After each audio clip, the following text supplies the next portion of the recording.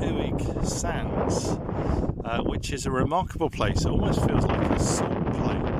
It's just completely flat sand. I don't know if the sea ever comes as far this way, but it's just like completely flat for a long way, as far as I can see into the distance. And the famous thing about this place is that about 200 years ago, it was discovered on these sands a whole load of chess pieces, the Uig chessmen, which are now in many are in the British Museum and many are in the Scottish Museum. So I'll just keep an eye out just in case they missed them. So I'll give you a bit of a sense of scale.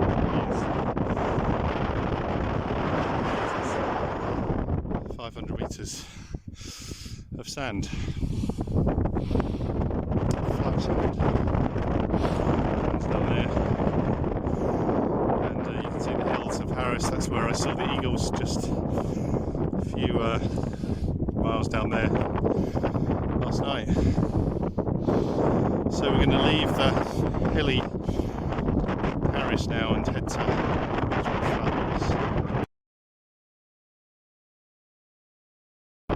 just stopped off at the Callanish Standing Stones, which are an amazing sight. 5,000 years old. These rocks are the oldest rocks in Britain, and just amazing. So the Stonehenge of Lewis. And actually, what I'm in now is the arms of. There's a circle up there, which is a cairn, and then that's sort of in the middle of a cross, and I'm in the sort of bottom bit of the cross now. And if you look at it from an aerial view, many people think it looks a bit like a Celtic cross, and maybe it was even a prophetic just word, that picture that Christianity was to come here these many years later.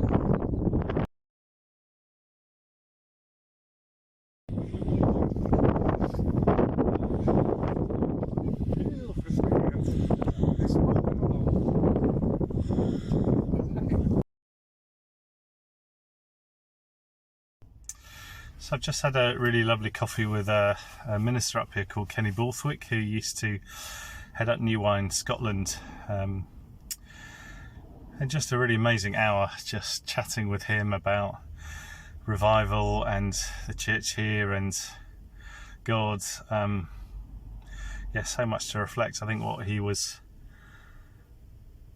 just describing some of the people that he's met who were in the revival, and just a real deep encounter that they had, which is nothing like anything that I've ever heard of really before. And we particularly talked about how there weren't any altar calls. They just preached the gospel and let God do the rest, and people were just convicted of sin and converted in a really deep way, where they were just convicted of their sin, and for days on end went about feeling convicted, and then suddenly on their own, by the roadside, down by the harbour, whatever, God broke in, and they knew that they were saved, and that they knew that God brought them real joy and transformation. And it's just so different to the way we do things these days, which seems so shallow conversions and us trying to force things, and just not letting God be God and do the stuff. And I think also just the word simplicity came to mind, how again the churches here, they have their Sunday service and they have their midweek prayer meeting, and that's what happened in the parishes of the revivals. And they didn't have all these programs, they didn't have all these courses, they didn't have all the publicity, marketing that we have, and it just allowed God to be God and God to break in. And just talking too about how we preach these days, how we pray. The prayer is a real crying out, devoted prayer to God, and crying out for God to break in. How little do we do that? How little do we really cry out to God to see his presence and see his revival? So much to share, so much to reflect on. So he's given me some places to go, some contacts. I'm going to head up to Barvers now and just see who I bump into.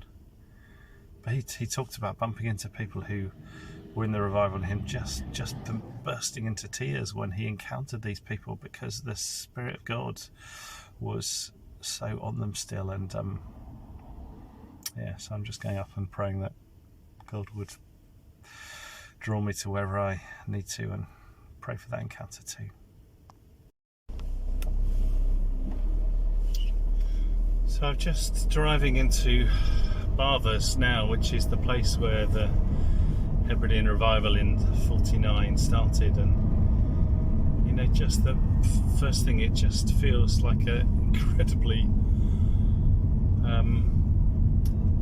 simple and nothing place in so many ways. So typical of God to choose a nowhere place for him to come with power. Just looking for the Church of Scotland now, and have been directed to one or two people I might try and bump into. But this is it. This is the place where it all started, and it all happened back in 49.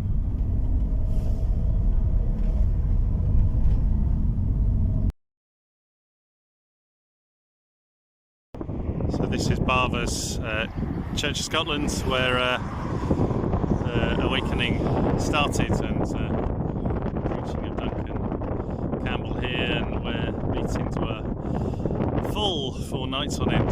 And I've just had a lovely chat to William over in that cottage just down there, who was saved, was converted in the revival. He's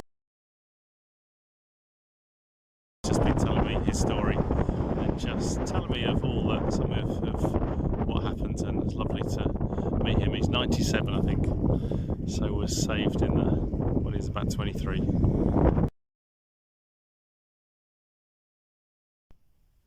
So I'm just outside the house that shook in Arnall, just 2 miles south of Barvers, and just want to read a little bit of what happened here. So the meetings were hard at the beginning, so increased prayer was required, and the praying men of the district rallied round. They gathered in a large home in Arnall for an extended period of prayer. It was the home of Donald and Bella Smith. Here it is, number 10A, Arnall. The meeting was making very heavy weather, and prayers were not flowing freely. It was a hard battle, as one after another attempted to break through in prayer. Sometime after midnight, Duncan Campbell asked John Smith, the blacksmith, to pray. He had not prayed all night. He rose and prayed for some time, and then said, "Lord, I do not know how Mr. Campbell or any of these other men stand with you, but if I know my own heart, I know that I am thirsty. You have promised to pour water on him that is thirsty. If you don't do it, how can I ever believe you again? Your honour is at stake. You are a covenant-keeping God. Fulfill your covenant engagement." That was a prayer from a man who was walking with God. At that moment, the house shook. Someone next to Mr. Campbell said to him, "Mr. Campbell, an earthquake." The next day they were to discover that no other house shook. It was a mighty moment that Donald MacPhail remembers, for he was sitting on the crowded stairs beside two unsaved neighbours, Christina Campbell, number 33, and Donald MacLeod, number 31. They had been dozing, but in a moment they were wide awake under deep conviction of sin. They began to cry for mercy.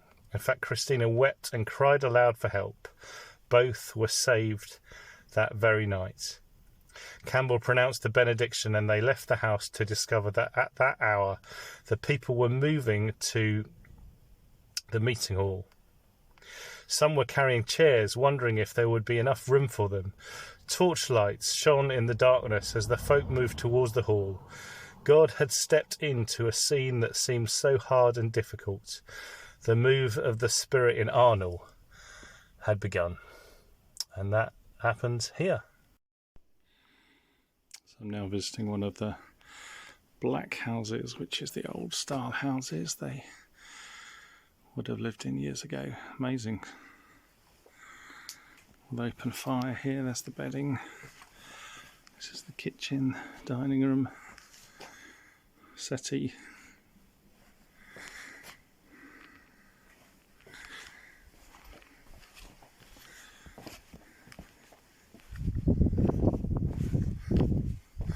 This is where the animals would have stayed.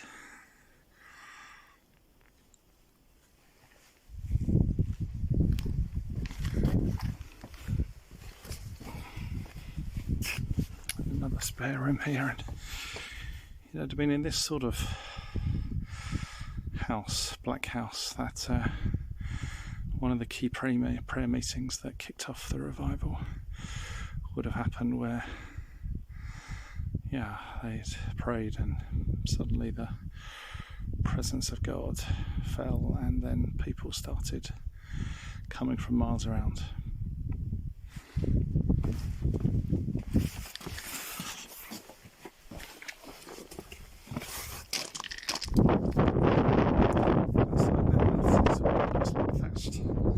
So this is what in Donald Campbell's description he talks about, Duncan Campbell's description, he talks about the barn where they prayed, but actually it transpires that it wasn't a barn, it would have been one of these black houses which he thought was a barn. There's the pile of peat. So I've arrived at the very top of Lewes, which is called the Butt of Lewes, up at Ness, and this is the most northwesterly part of the whole of Europe, and you can see it's pretty stunning. A lighthouse, some fantastic cliffs with lots of seabirds there, and there's some sandy beaches around there. I'm going to do a bit of a cliff walk, my last night on the Scottish Islands before I return to the mainland at 7 o'clock tomorrow morning, but not bad, and weather's pretty good.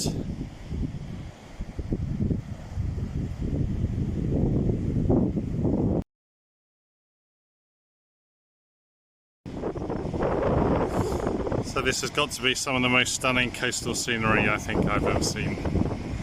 It is just amazing. Some amazing rock formations, lots of birds, lighthouse, crashing waves, and absolutely frothy sea down there.